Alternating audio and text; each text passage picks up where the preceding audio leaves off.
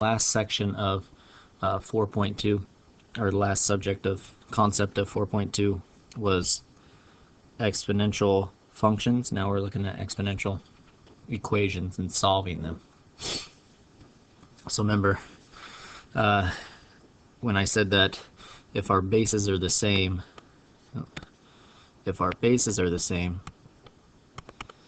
then our exponents also have to be the same.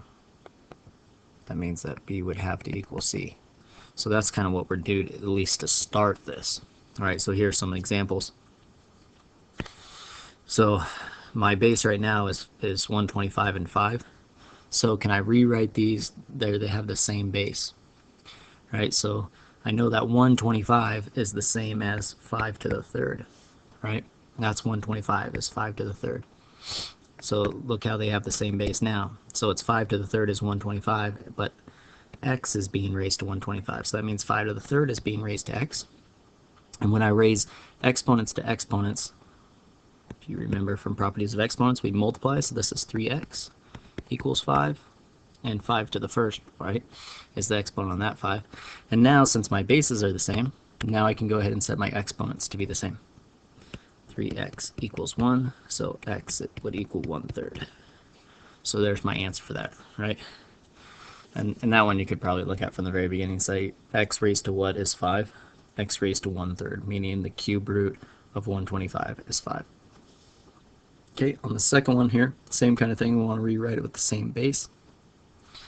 And so we can't break down 5, but we can break down 25. That is 5 squared. So this is 5 squared equals 5 raised to the 2 plus 2x.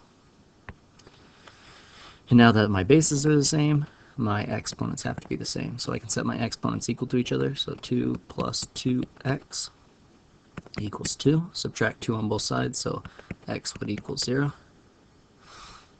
Because 0, and you can always with equations you can always check, right?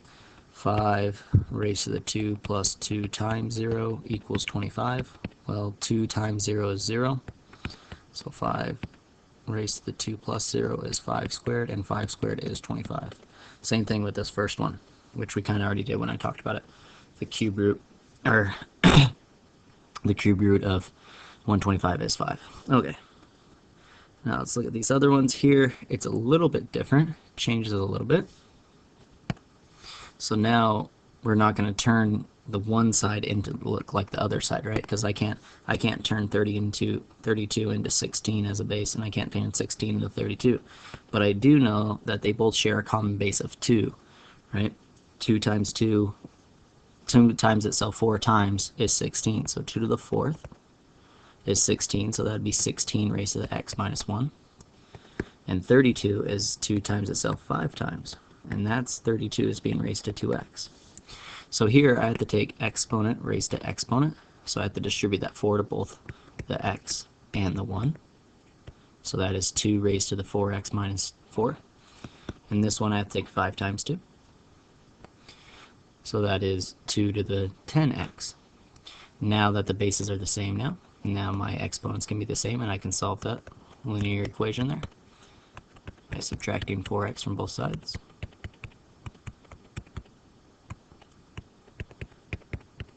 And dividing by 6. So x is equal to, reduce that fraction, negative 2/3. So there's my x. Now I can plug that back in and check it. Minus 2/3 minus 1 would be negative 2/3 minus 3/3. So that'd be minus 5/3. And then plug in that negative 2/3 into this one, would be negative 4/3. Okay. And so that negative exponent, remember, we can just flip it, so this becomes 1 over 32 to the positive 4/3 now, and this becomes, ooh, that looks all, well, let's erase this. It would be 1 over 16 to the 5/3. Okay, so remember, 5/3 means that I'm taking 16 and I'm cube rooting it. That's the denominator, and then 5 is the power, right? So really, I could say this is, I could rewrite that power. I could just do it one more time, so it's really, this is the same as 32 to the 4/3, because it has a base of 2, so really I'm timesing 2 by itself 5 times here, and I'm timesing 2 by itself 4 times here. So, and if I do times it by itself 4 times here, I'd get to 16, right? So it'd be 16 and 16, or if you do it 2 times itself 5 times, you get 32 and 32. So I can do it a little bit better than that. Let's go ahead and erase that, and erase this, and erase all this extra. So you could rewrite this as radicals, right? So 1 over the cube root of 32 raised to the 4th, and the cube root of 16 raised to the 5th. Okay, so when I take 32 to the 4th and I take 16 to the 4th, I get, what is it, 1,048,576 for both 16 to the 5th and 32 to the 4th. And so they're both the same number underneath the radicand, so both of those would be the same then. So that's how you can solve it. Well, not solve it, but that's how you test to see if you're right. So x does indeed equal -2/3. Okay, so this one a little bit different. Again, the bases are not the same. It does have an e, and this one has an e, but this e is in the numerator, this e is in the denominator. So how do I move it from the denominator into the numerator? Well, I just change the sign of the exponent, make it a -4. Now the base e is in the numerator, just like this one. So now I can go ahead and raise the power to power, so multiply -4x minus 4. And this one will be x minus 1. So since the bases are the same, that means the exponents have to be the same. Now we can go ahead and solve this linear equation, add 4x, so we get 5x plus 1, so we get -3. So -5/3. Again, doing this, checking your work. Alright, checking your work on these ones sometimes can be a little tedious. So you probably won't do it, especially if there's fractions, you're probably not going to do it.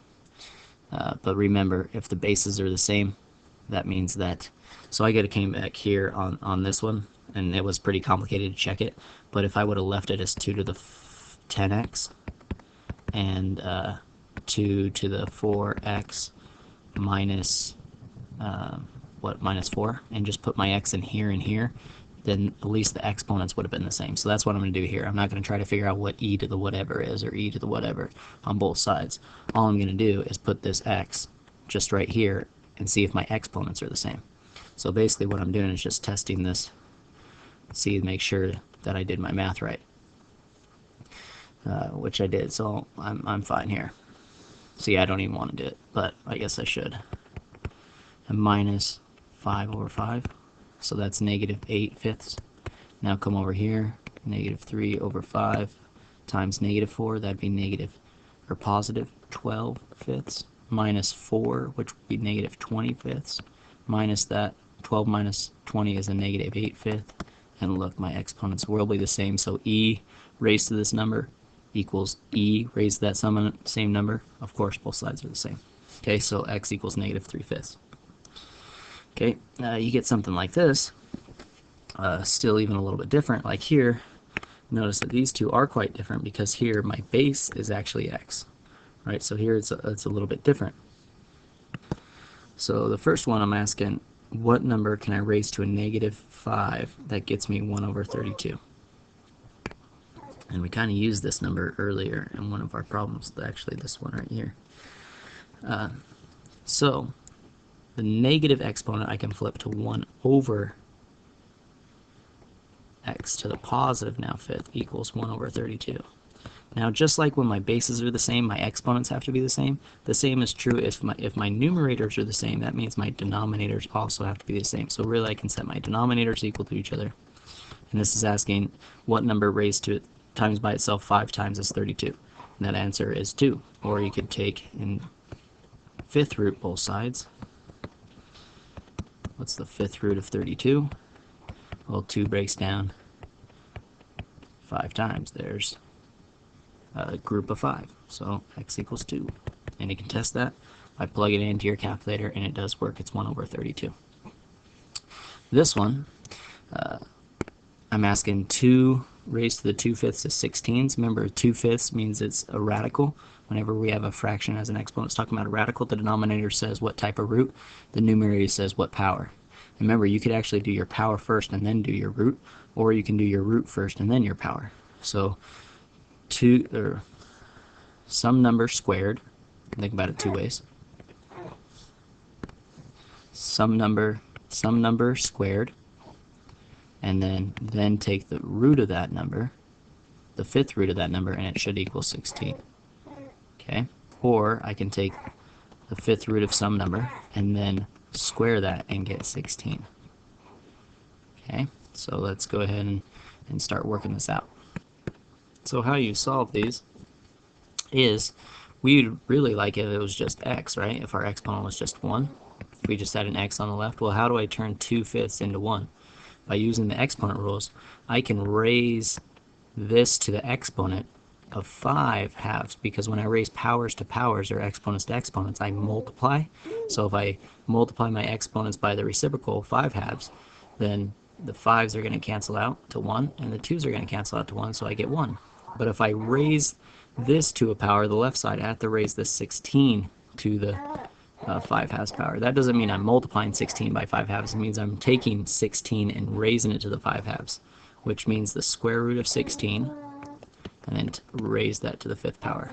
Exponent is the power, the denominator, or exponent is the power. Exponent is the power, but the numerator is the power, or the exponent, and the denominator is the root. So square root and raise to the 5th power. Square root of 16 is 4. Or actually -4, so it's actually plus or minus 4, and that raised to the 5th would be our x. So I can take 4 times itself 5 times and plus or minus it. Okay, so let's go ahead and figure out what that is. Okay, so that is going to be plus or minus, because when I raise a positive an odd amount of times, it's still going to be positive, and when I raise a negative an odd amount of times, it's still going to be negative. So plus or minus 1024. So those are those answers, and that's pretty much it for this section of solving. So I'll go ahead and do the homework now. Okay, so on page 410, number 63, 71, and 79. So here's number 63. So we need the base to be the same. So I need my numerator to be 5 and my denominator to be 2, and then I can set the exponents equal to each other. Right now the exponent on the right is just 1. So I need to turn 5, or the numerator into 5, and the denominator into 4, which I can't do, right? But what if I flip these? If I flip those, which I can do, if I flip those over and get 25 over 4, that means I have a negative exponent, right? I change the exponent to a negative. So now I'm on at least the right path a little bit.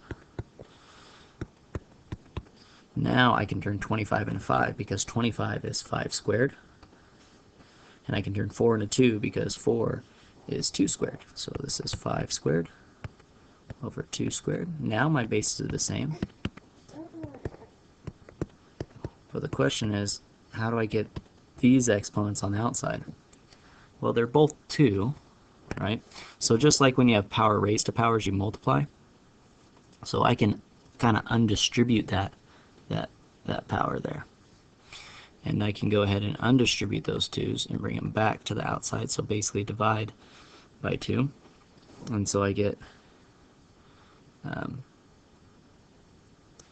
5 over 2 x, and 5 over 2. This time it's going to be -2, because you can kind of see if I distribute that, I just distribute, well, this is just, I can write it like this, I guess.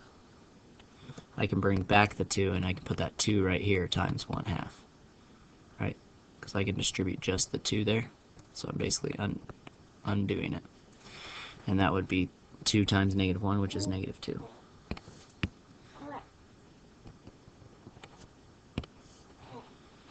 So -2. Now I can set those exponents equal to each other. X equals -2. I can come back and check. Right, with solving you can always come back and check. I mentioned that before. Sometimes it's more tedious, but remember that you could always know if you get the right answer or not. So now I can distribute that 2 to both of them. So 2 to the negative 2, 5 to the negative 2, and 2 to the negative 2. Or I could have just, since it's a negative, I could have flipped the fraction and then made it positive. And then 2 to the 2 is 4. And 2 to the 5th is 25. And that's what I originally started with, right? 4 over 25. Okay, so here we need the bases to be the same, right? This is 2 and this is 8. I can't turn 2 and, I can't turn 2 and 8, but I can turn 8 and 2 by rewriting 8 as 2 to the 3rd. And that's being raised to x plus 1 because 8's being raised to x plus 1. So now my bases are the same. When I raise powers to powers, I multiply. Make sure you distribute that 3 to both of them. So 3x plus 3. So now, since the bases are the same, now I can go ahead and set those equal to each other. Solve this linear equation. 6x equals 3. So we get x is equal to 1/2. And now we can go back and check. 1/2 and 1/2. So this is 3/2. This one is negative 3/2. And this is 12/2. So we get 8/2. No, 9/2. Silly. So we got 2 to the 9/2. And we got 8 to the 3/2. So I can take 2 times itself 9 times, which is 516. No, 516, 512. So 512. So this is 512 to the 1/2 now, and this is 3 times itself, or 8 times itself 3 times, also is 512, and now it'd be to the 1/2. Or sorry, 1/2. So since those are the same and my exponents are the same, so that's true. So x equals 1/2. All right, now to 79. Okay, so 79 is asking, what number can I raise to the 2/3 that equals 4? Or what number can I cube root and then square to get 4? Right? So basically, I mean, what number can I square to get 4? Well, I can square 2 to get 4, right? Now, what number do I cube root to get 2? Wouldn't that be 8? So x is equal to 8. And we can check to see if that's right, which is what I just did. I just went backwards, right? So 8 would be the answer. But here's how you do it another way. So let's see if I was right. Okay, so I can raise this to a power because it would be nice if it would just be x equals. So how do I get rid of that 2/3 as an exponent? Well, I raise it to the reciprocal, the 3/2 power, because when I raise powers to powers, I multiply, and when I multiply reciprocals, I get 1. Now I just have to raise the 4 to the 3/2, which is the square root of 4 cubed. Square root of 4 is 2. 2 cubed is 8. So I was right. So that's your answer, and you can check it by doing the same thing. What's the cube root of 8? 2. What's 2 squared? 4. Yep, that's my answer. There you go.